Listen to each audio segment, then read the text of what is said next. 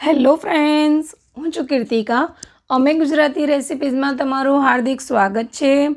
આજે હું તમારી સાથે શેર કરવા જઈ રહી છું એક એવી રેસિપી જે સ્વાદમાં નંબર 1 છે અને હેલ્થમાં પણ.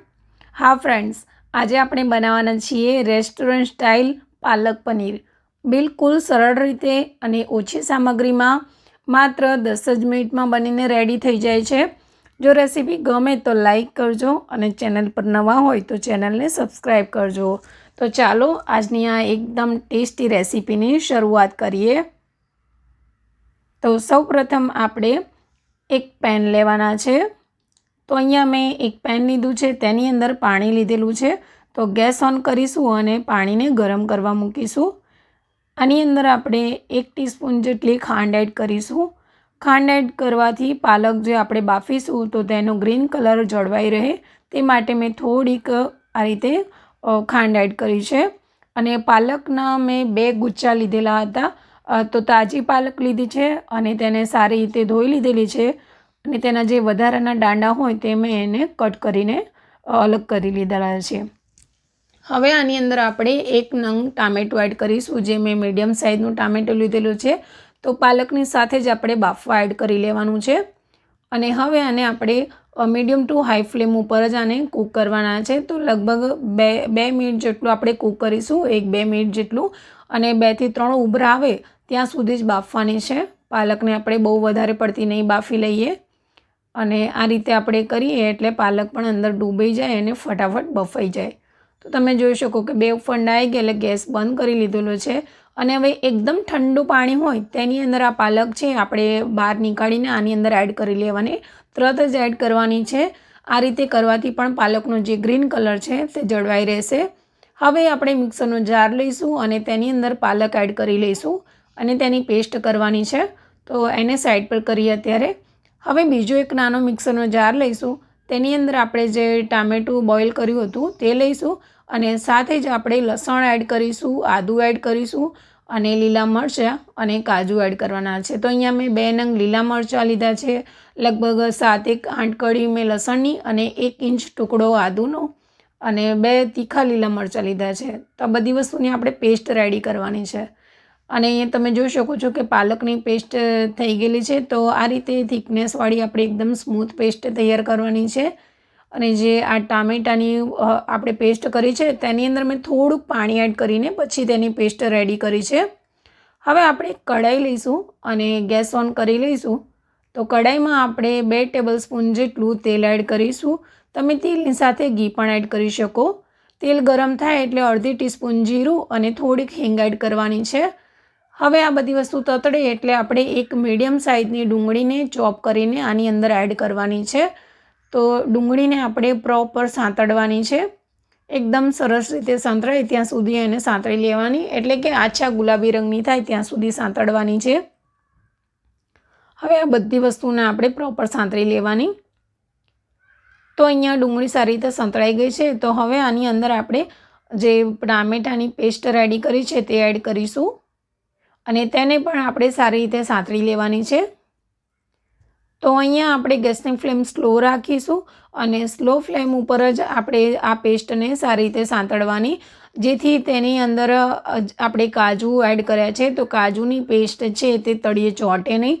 તે માટે આપણે આને આ રીતે સતત હલાવતા જવાનું અને તેને શેકી લેવાનું છે. અને તેલ ઉપર આવે પછી આપણે મીઠું એડ કરીશું, 1 ટીસ્પૂન જેટલું લાલ મરચું પાવડર, 1/4 ટીસ્પૂનથી પણ ઓછી હળદર એડ કરીશું અને 1 ટીસ્પૂન જેટલું ધાણા જીરું પાવડર.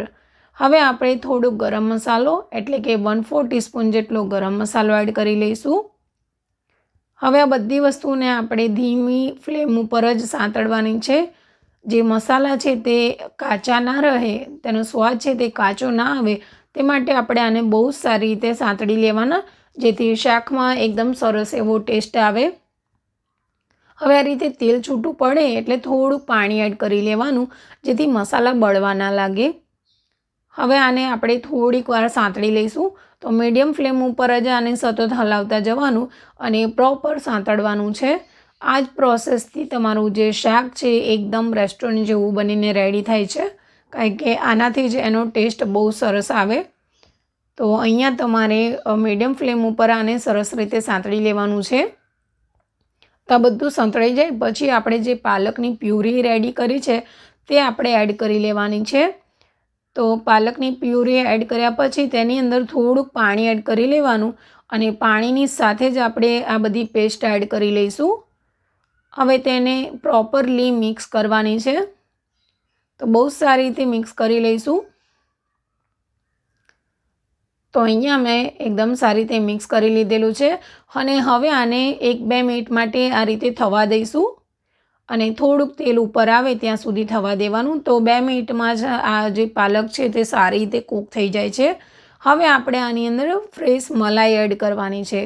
તો જે ઘરની મલાઈ હોય તે આપણે 2 ટીસ્પૂન જેટલી લેવાની અને એને એકદમ સારી રીતે ફેંટી લેવાની છે અને પછી આની અંદર એડ કરી લેવાની અને બહુ સારી રીતે મિક્સ કરી લેવાની છે.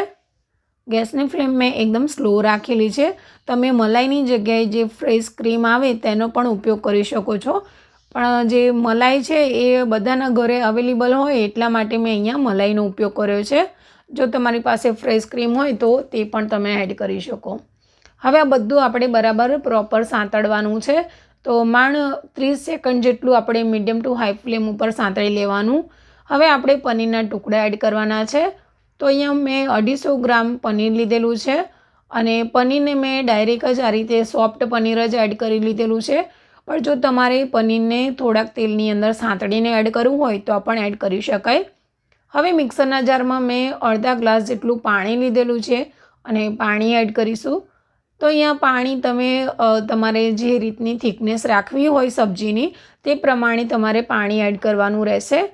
તો અહીંયા જો તમે કોઈ ભાત પરાઠા કે પછી તમે નાન સાથે સર્વ કરતા હોય તો તમારે એ રીતે તમારે આનો જે રસો છે એટલે કે સબ્જીની જે ગ્રેવી છે તે રીતે રાખવાની. મને અહીંયા પાણી થોડુંક ઓછું લાગ્યું તો મેં થોડુંક બીજું પાણી એડ કર્યું છે. હવે અહીંયા આપણે આને થોડીક વાર મિક્સ કર્યા પછી એને ઢાંકીને 2-3 મિનિટ ધીમી આંચે થવા દેવાનું અને તમે જોઈ શકો છો કે મેં અહીંયા ધીમી આંચ પર 2 થી 3 મિનિટ માટે થવા દીધું. તો ગ્રેવી છે એ સરસ રીતે થીક થઈ ગયેલી છે અને થોડુંક તેલ છૂટું પડ્યું છે. હવે આપણે લાસ્ટમાં 1 ટેબલસ્પૂન જેટલું બટર એડ કરવાનું. બટર તમે તમારી પાસે હોય તો જરૂરથી એડ કરો, આનાથી ટેસ્ટ બહુ સરસ આવે છે. તો લાસ્ટમાં આ રીતે બટર એડ કરવાનું છે અને બટર પીગળે ત્યાં સુધી જ આપણે ગેસ ઓન રાખીશું, પછી ગેસ બંધ કરી લેવાનો છે. તો આ રીતે તમે ક્યારે પણ જો પાલકનું શાક ના બનાવ્યું હોય તો એકવાર જરૂરથી આ રીતે પાલક પનીર બનાવો. બહુ જ સરસ એવું ટેસ્ટી બને છે. તો આપણું આ શાક એકદમ રેડી થઈ ગયેલું છે, બટર ઓગળી ગયેલું છે. તો હવે આપણે ગેસ બંધ કરી લેવાનું. તો અહીંયા આપણું પાલક પનીરનું શાક છે તે એકદમ રેડી છે. આને આપણે એક સર્વિંગ બાઉલમાં લઈ લઈશું અને પછી તેના ઉપર એક તડકો એડ કરવાનો છે. તો અહીંયા તમે જોઈ શકો છો કે બહુ જ પરફેક્ટ બન્યું છે. તેની થિકનેસ પણ એકદમ પરફેક્ટ છે પાલક પનીરની. તો હવે આને આપણે એક સર્વિંગ બાઉલમાં લઈ લઈએ અને પછી તેના ઉપર એક વઘાર એડ કરીશું. હવે આપણે વઘાર પેનમાં 2 ટીસ્પૂન જેટલું દેશી ઘી લેવાનું છે અને ગેસ ઓન કરી લેવાનો છે. હવે ઘી ગરમ થઈ જાય એટલે આપણે આ રીતે લસણને ચોપ કરીને એડ કરવાનું છે. તો 4 થી 5 કળી લસણની મેં એકદમ ઝીણી ચોપ કરી લીધેલી છે.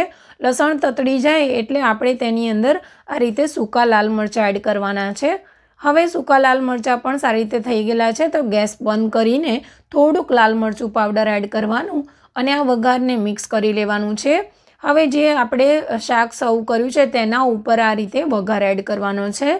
આ રીતે જો તમે પાલક પનીર બનાવશો તો બધા જ આંગળા ચાટતા રહી જાય તેટલું ટેસ્ટી આ શાક બનીને રેડી થઈ જાય છે. તો તૈયાર છે આપણું આ સ્વાદિષ્ટ રેસ્ટોરન્ટ સ્ટાઇલ પાલક પનીર. ગરમા ગરમ પાલક પનીરને તમે નાન, રોટલી અથવા જીરા રાઈસ સાથે સર્વ કરો. જો તમને આ રેસીપી ગમી હોય તો વિડીયોને લાઇક કરજો અને ચેનલને સબસ્ક્રાઈબ કરવાનું ભૂલતા નહીં અને કમેન્ટમાં જરૂરથી જણાવજો કે રેસીપી તમને કેવી લાગી. ફરીથી મળીશું એક નવી રેસીપી સાથે. ત્યાં સુધી આવજો. Thank you for watching.